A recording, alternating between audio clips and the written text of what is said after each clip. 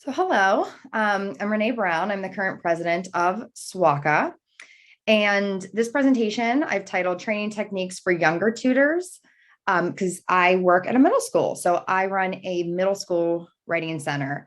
And I've done that for about 10 years now. So that's my passion and where my heart lies. And I'm excited to share with you today. So I've adapted this presentation. I did it live at SWCA way back in like 2017.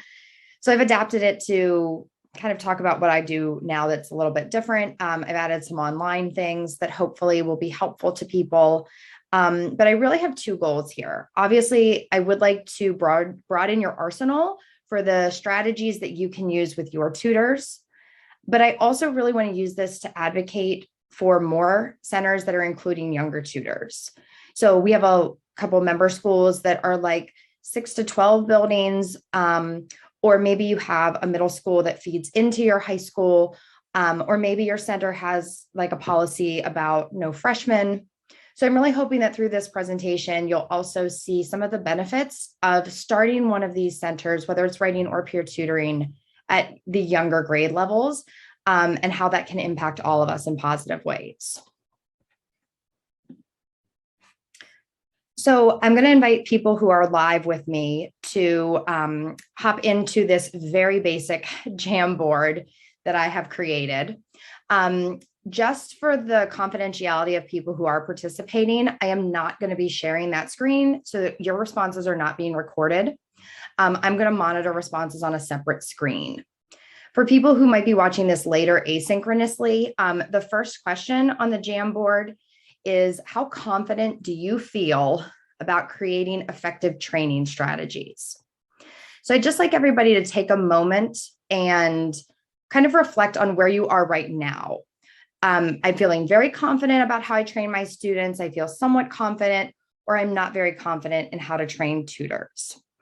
And as a note, I am later in the presentation going to invite everyone to stand while we watch videos to hopefully get a little bit of movement in this break as well.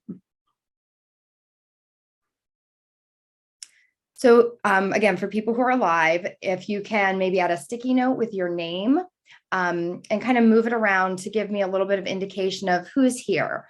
Sometimes we get, veteran teachers who, are just looking for one or two different techniques to kind of liven up their classroom. Sometimes we have brand new people joining us who are like, I don't even have a center yet, so I really want to know everything. So it's just helpful for me if I kind of know who's in the room with me.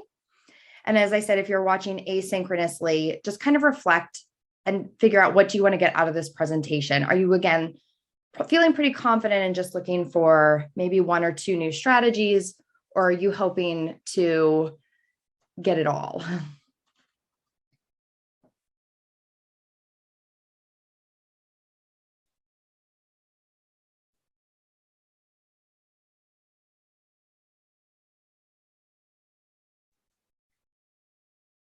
And it does seem like we're kind of all over the place. So we have some people who do like go more on the confident side, and some people who are feeling a little less confident at this point. And then later we'll come back to this slide and I'll ask you to kind of reevaluate to see if anything resonated with you throughout this presentation. So this is one of the videos that I would like to show you. So I have it as a QR code so that if you prefer, you can scan it and watch it on a phone. That would allow you to physically like stand up and move away from your computer and get some movement in your body. So we're not just sitting for 45 minutes together. I also have a tiny URL if you prefer to watch it on a computer.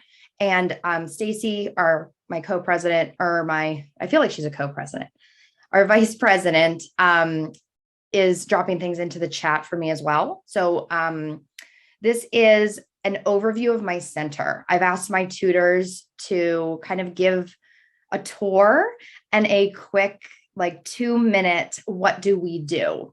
So that you can hear some of my tutor voices. I would appreciate, like I said, you can turn off your camera and like I said, physically stand up, watching it on your phone or your computer. And I'm going to pause for about 5 minutes so people can do that.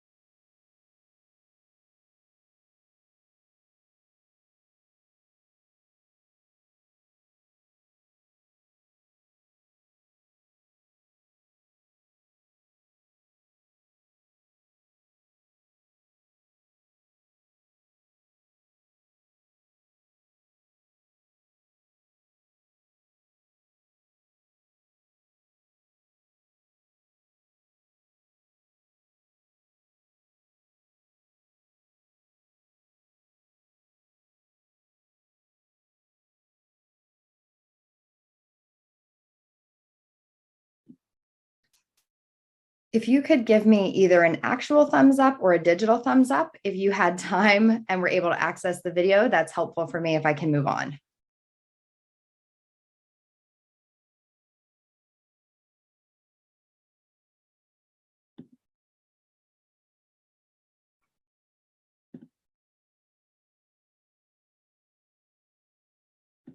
Okay, it seems like most of us finished the video, so I'm going to go ahead.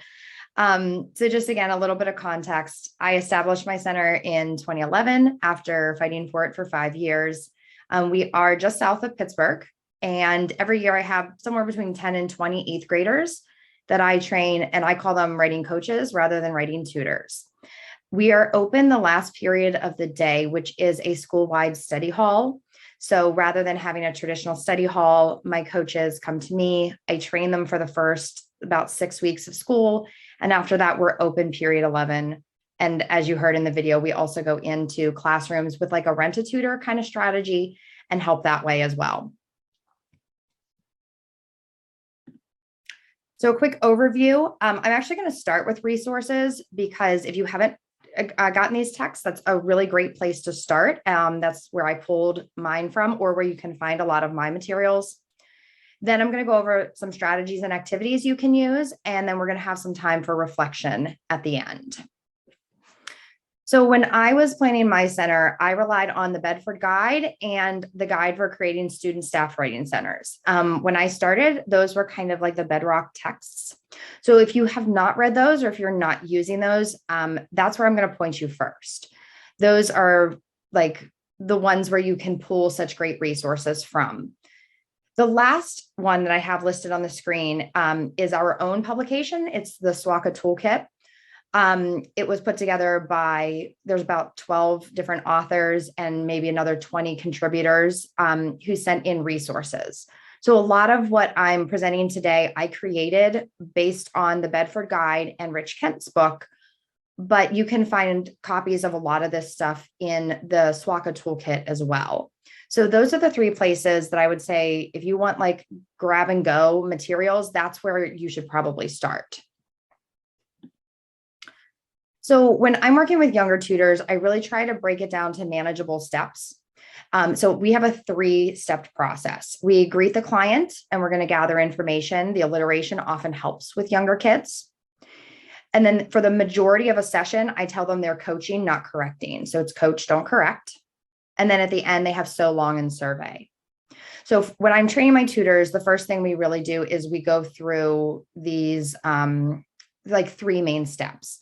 And within each of those, there's a lot of different elements that I teach them and that we talk about. They're pretty standardized practices, whether you're doing middle school, high school, secondary, graduate writing centers. But for my kids, having just 3 really easy alliterative steps really helps them remember what to do. So when I train, we go through all of these. So things like you need to smile. We do sit side by side. When we're trying to meet a client, we ask them questions and try to connect with them. The coaching part is where the majority of the training has to go because we want to make sure that we're not plagiarizing and giving answers. So especially for a younger writer, if they're a strong writer, they tend to gravitate towards grammar and they want to fix like capitalization and commas. And if they're a weaker writer, they just don't have the confidence. They're not sure what to say at all. So when I'm training younger tutors, this is the majority of my efforts do go. Strategies for the kids. We do not write on a client's paper. So we make sure we talk about ownership and who's doing the learning. Like if you're writing on it, then you're learning, that client isn't. Reading the paper aloud. We talk about the sandwich technique where you start with a positive comment, give them the feedback for correction, and then end with a positive comment as well. And the hard part for them is figuring out like priorities, like how not to overwhelm someone. So again, we spend a lot of time on like, what are the big problems? Lack of content, lack of clarity, organization, rather than those sentence level problems. So breaking them of that kind of natural habit to gravitate towards things that they know because it's black and white, right or wrong, towards more of the conversation around the writing. And then we do document in my center. It's great, especially if you're trying to advocate for yourself and get funding to have this kind of data. So for a client, we always talk about how important it is to summarize the feedback and do a review and invite them back, but we also need to document for our own records. So when we're in person training, and that's usually where I start with, those are the steps I do. We also do offer some online training, some remote work. Ours is asynchronous. So students submit their work through Google Docs, and then we can provide asynchronous feedback. So when I switch to that, you're going to notice that it's the exact same steps. Good tutoring is good tutoring. We were in a session earlier and we talked about like, how is one center different from another center? And like in our mission and in a lot of our practices, it's not. Like in a lot of what we do, we're doing the same things. So we still need to greet them. Like asynchronously, you need to introduce yourself. Who are you? So we talk about writing in comments that way. We talk about how important it is to know the assignment ahead of time, since you can't just ask the client, being prepared up front, but you still want to connect with the client. The coaching is the same strategy. I still have them read it aloud to themselves to see those errors and to hear parts that are maybe a little less clear, but we use the comments features. So we're still doing the positive comments. We're still offering the feedback. We're still trying to focus on the big problems and not overwhelm the client with everything that needs to be adjusted. But we're doing that through a comments feature. And we still have to summarize the feedback. We would do it in an email format. We still invite them back through email, and we still document that session. So regardless of whether it's in person or online, for the most part, good tutoring is good tutoring. I wanted to make sure my tutors, my coaches do know why we do it. I have found, especially with the younger kids, like if they don't have a good reason why, then they don't want to do it. Like the reading aloud at first is always weird for them. So we talk about why we do things. And just so you can hear some of their voices and how amazing my kiddos are, I ask them to explain it. So in the QR code or in the tiny URL, what you're going to watch is some of my current tutors. And we have just switched from no mask, like to a no mask option. So some of them are not masked. That's up to the students in my school at this point. But they're going to tell you why they do what they do. So why do we do those 3 steps? Why are those the rules of tutoring? And I'll pass it to my tutors and give everybody another 5 minutes. Again, please stand to give yourself an exercise break for those 5 minutes.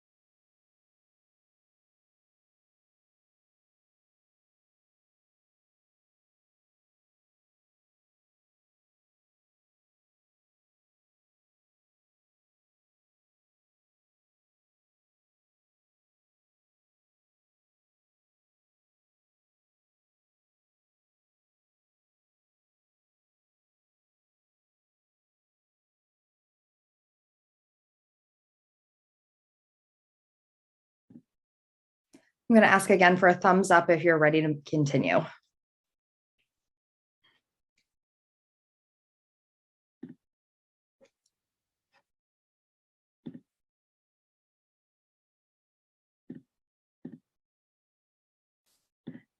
Fantastic. So I thought it'd be nice to hear some of the tutor voices, just to see when I tell people I have a middle school center, a lot of times I get this like, but is that really a writing center? Kind of like immediate response. And just they're so amazing. If you've been looking at the pictures, the photo contests on Hoova, all the crazy ones are my kiddos. They have jumped into this like head first. They are all about this conference. So their enthusiasm is completely contagious. And anybody who's thinking about working with younger kids, it will absolutely like impact you in these positive ways. So having like clear rules for the younger tutors, like for me, makes a huge difference. I cannot just be, oh, we're just going to talk about writing. They like to have structure and they like to know like what they're supposed to say. And obviously I can't tell them what to say, but I can give them like, this is our best practice. So when we're online, I did give them a rule that they needed one positive comment before they were allowed to give suggestions. So to build that relationship, to build the trust, as well as to point out to writers, this is what you should continue to do. The first thing they have to do is have a positive comment. And then after that, they can have 2 suggestions for improvements. So again, we try not to call them criticisms or critiques. I like the phrase suggestions for improvements. And I have told them that they should phrase those suggestions as questions. It's different when you're face-to-face and you can read your client and you can react and you can see, well, if the client's not picking this up, I can adjust. But when you don't have those visual cues, it's better to, again, leave that ownership with the actual author. So we try to phrase our suggestions for improvements as like, did you want to? Like, did you want to only have 2 pieces of evidence here? Or have you considered adding more to your introduction to hook the reader in? So when we phrase those questions, we're still allowing the actual author to maintain the ownership. And it gives the author an out to say, no, I did that on purpose. I'm happy with just 2 because it is their paper. So I try to make sure that it is still peer, because a lot of times, well, not a lot of times, luckily for me, but I think there's a temptation for the kids in middle school to say, okay, well, I'm the expert, I'm the teacher, I have to fix this. And that's not their job. Again, we're having conversations about writing, whether in person or online. So those are some of the like rules that I can give to my tutors to maintain those best practices that have been most effective when working with our clients. So here are some of the activities that I do. I start with authentic writing. So I use real samples from either past students or present students, and then I scaffold it. I mean, it's just what we do with our everyday students.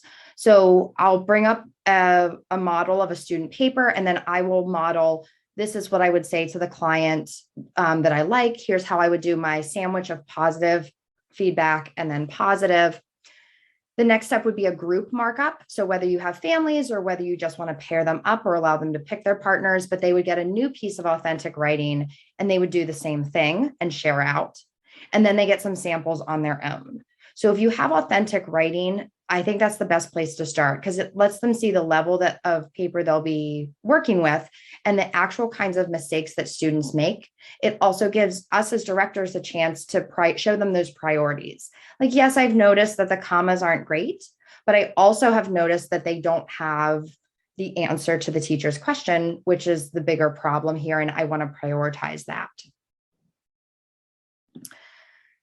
For online, it's the same thing. And I just recently trained some 7th graders, and I've never had 7th graders before. It was new for me. And this is the actual paper that I used with them. So I've erased my tutor's name for her privacy, but this was an actual paper we received online last year. So this was some kind of English analysis about a book called Payback Time. And this is the actual feedback that my coach sent. So I literally like 3 weeks ago just pulled this up and used this with my 7th graders. So I can show them these are how the coach is able to start with something positive. This is how she was able to phrase it as a question. This is how she combined two. This is about how much she highlighted. So when we talk about not being overwhelming, this was a nice way to show them, like, if you're highlighting every sentence and giving feedback in every sentence, whether online or in person, it's just too much. So this is the kind of example that I'm talking about with authentic writing, whether, like I said, it's a physical paper or whether it's a digital copy. I love, and the kids love, doing these fake role plays. The Bedford Guide has like pages and pages of them, but they were very high level. So I just adapted them. So I give each kid a fake teacher's assignment. For example, the English teacher tells you to write about a person you admire. And then I tell them to have a real problem. So the actual problem is, I wanted this person to keep repeating great and fantastic, but not actually give any information. So they haven't answered the question, but it looks like they wrote a lot. But what we often see happen when clients come in is they're asking for help with something else because they don't know where their weaknesses are. So when they sit down to do this fake role play, I wanted them to tell the coach that you want to make sure all the conventions are perfect. So this kid spent one period with me writing their fake bad paper. And then the next day, when they were paired up with a coach, when this kid was the client, they said, I'm really worried about my spelling and my commas. Can you please make sure that they're okay? So it's dealing with the client's wants versus the client's needs and how to negotiate that. We do not do any like aggressive role play. So we never do any that are like, be an aggressive client. I personally don't do those. I always do content related ones. So how to deal with the actual problems that they will see on paper more than the behavioral ones. I've been very lucky. I haven't had a lot of behavior issues with clients in actual sessions, but the couple of times I have, I, as the director, have stepped in. I haven't asked students to take that role. So my rationale for doing this like fake session, it does break the ice because it's really low stakes. It's not an actual client. It's not actual writing. It's not something that that coach wrote and thinks is good, and then somebody else is going to tear apart. So it allows them to go through the entire process, all three of those steps. It allows them to, sit side by side. It allows them to try the sandwiching method. And then they can get feedback as well. So they can say like, well, it felt weird when you said this. So they have this chance to negotiate their practice more than focusing on the actual text that they're working with.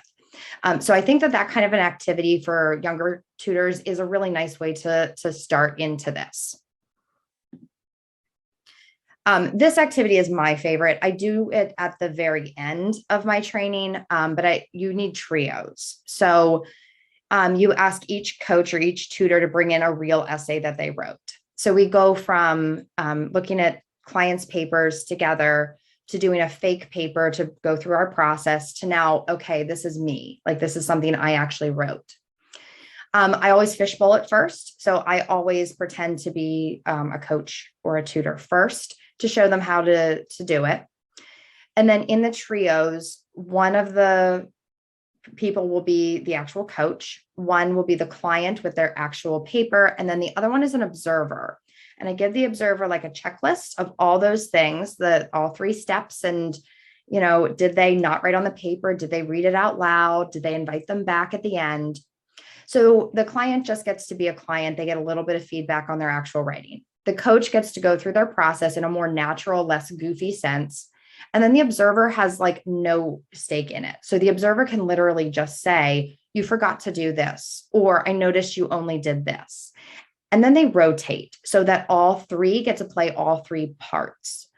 How long this lasts is completely up to you. I usually only have them do it for about 5 minutes a pop. So each person is in each role. So they don't do an entire paper. We're building endurance, and I want them to feel the empathy of being a client. I want them to get the feedback from the observer. And for me to get that done in 40 minutes, that's how I rotate it. But you could make it as long or as short as you needed it to be. For me, this one is the most effective. I find that when they're doing the checklist, it helps them to remember the process.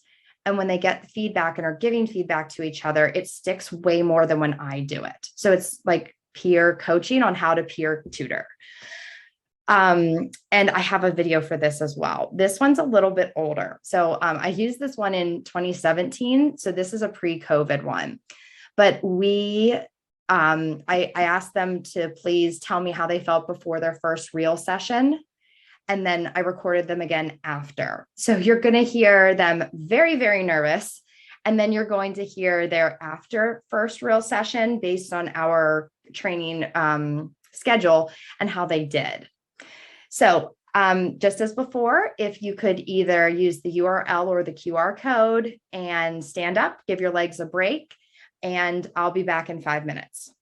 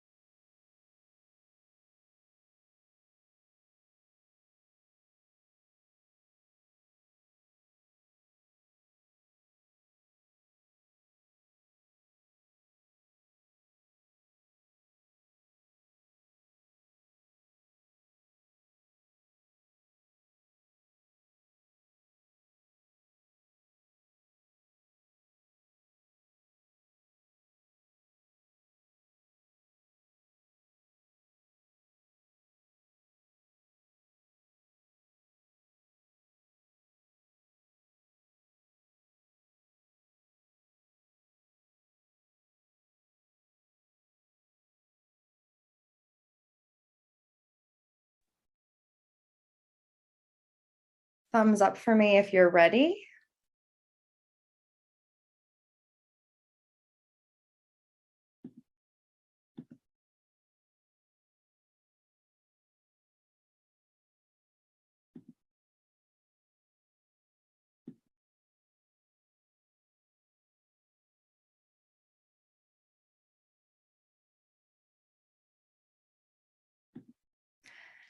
I want to make sure that I get through everything in our time. So if you're having questions about things, please just jot them down. And at the end, I'll I'll be happy to answer everything.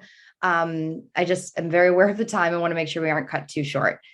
Just so you know what that picture is on the screen, we have t-shirts that we make every year, and that logo was designed by one of the tutors. So they're two pencils and we're shields because, they're superheroes as they do this. And on the back, they get their name and their graduation year. That's just the t-shirt that we make each year. So at this point, I am going to ask you to pop back into the Jamboard. Stacey, if you could drop that link in again, just in case anybody closed that tab.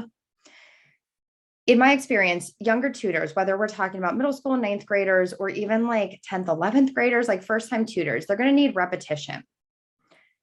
Going over things multiple times really solidifies it in their minds and builds that confidence. They need encouragement. They are not going to be perfect the first time. None of us were perfect our first time going through this. So they need to know that it's okay, that the process and the talking about it is where the learning comes from, and they need that encouragement. Routine is really helpful, which is why I try to break things down into like steps and rules and alliteration so that they have something they can fall back on when they do feel on shaky ground. They can fall back onto that routine. I do a lot of cheat sheets with my kids because they do feel insecure, especially at first. So when I say cheat sheets, I do things like, this is how you do a quote. This is what MLA should look like. These are transitions that we recommend students use. These are personal pronouns that we try to avoid. Those cheat sheets, again, it gives them that safety net to feel like if they're in a session and they're not sure what to say, they can go back to something that they know is right or wrong. Clear expectations. I don't think that's just for younger tutors. I think that's for people in general. I think people thrive when they have clear expectations. And then ownership, especially with the middle school kids, they don't get a lot of things that they get to own. Their parents make rules and are in charge. Their teachers make rules and are in charge. And they don't get a lot of space to be this own person and make decisions that are important. So any spot that I can give them ownership of, whether it's advertising or when we're open or how we celebrate, I try to give them that ownership. So in the Jamboard, I put all 6 of those things, and I'm going to ask if you can reflect on your own practice and add a sticky note for the area that you think you could add into yours. So the question for people who are watching asynchronously is, what technique could your tutors most benefit from? So from the 6 on the Jamboard or from the 6 on the screen, what's one area that you feel like you could add into your practice to help your tutors more? I'm on the second slide. I'm sorry. If you're on the Jamboard, I'm on the second slide. I apologize.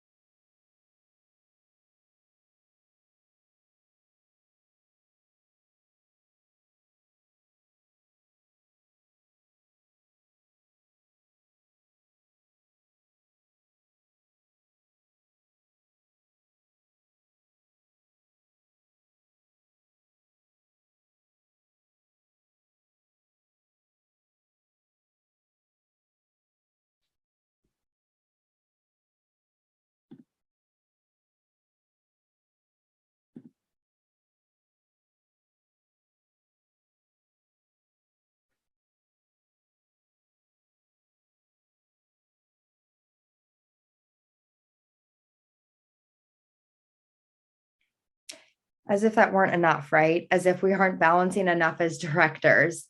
I'm going to ask you, please don't forget about ongoing professional development, for lack of a better phrase. Again, this repetition is really important. They're not going to learn it in the first 6 weeks that I teach them. So every time that we have a new assignment, we have a day or two where we review those expectations and we review how we talk to clients and we review our routine.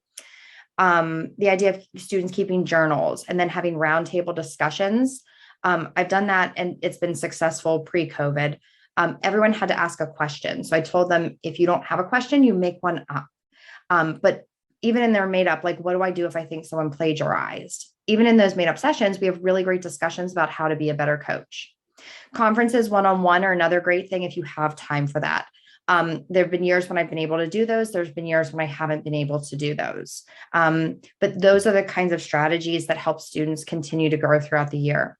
And we have to celebrate. Again, we have to encourage them. We have to have these celebrations. So we had our 100th client maybe like a month ago. So we had a big celebration for our 100th client at the end of terms or at the end of like big assignments when they're coming in. My kids really love game days. They're really into the game spoons. So we have broken many spoons in my classroom. We call it either funtivities or mandatory fun, and they think that's hilarious. Hot chocolate. They really also like playing You Be the DJ. So I bring up YouTube and they get to pick school appropriate songs. We usually end up with Disney, but those are the kinds of things that like are little rewards for these younger tutors that encourage them to keep working and keep donating their time. So on the overview of this, I've talked about using samples. So as you reflect on your practice, what do you have, what do you already have that you can use as exemplars? It's really hard when you create things from scratch. So do you have them? If not, do you need them? I'm happy to share mine. Activities. What scaffolding would help your tutors? Professional development. What ongoing training do your tutors need in their current based on their current struggles? Celebrating. What can you celebrate in your center? If you don't have clients yet, you might celebrate the end of training. If your school has an end of term, again, you can celebrate the end of term. It doesn't have to be Writing Center related. I know a lot of centers do the national days. So like on National Cookie Day, they have cookies and things like that. And then your student needs. So again, which student needs are not being met?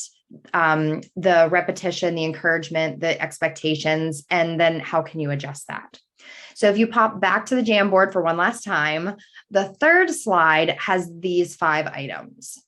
So again, if we take a moment to reflect and can commit to something, then we might actually be able to follow through with that, that commitment and that goal. So for one more time, if you would please add a sticky note. And of those 5, where do you want to focus your energies next? What would be the most valuable use of your time that would benefit your tutors?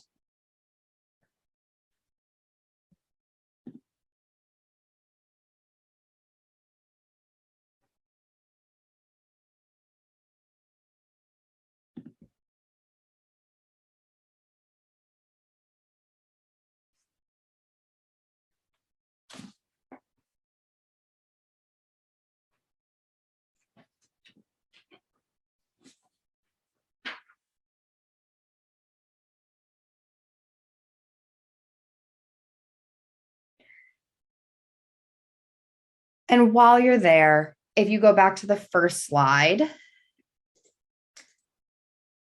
do you feel any more confident after listening to some of these ideas for how you could train your own tutors or younger tutors? Can you take your initial sticky and does it move at all? As you reflect on thinking about things that you can be doing with your tutors to better your practice and the efficiency of your center.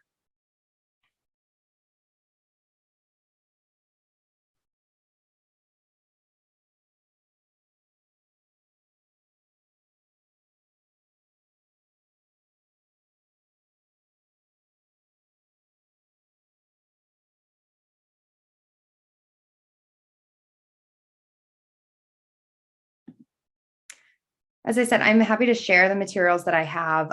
Most of what I've just gone through is currently published in the SWCA toolkit.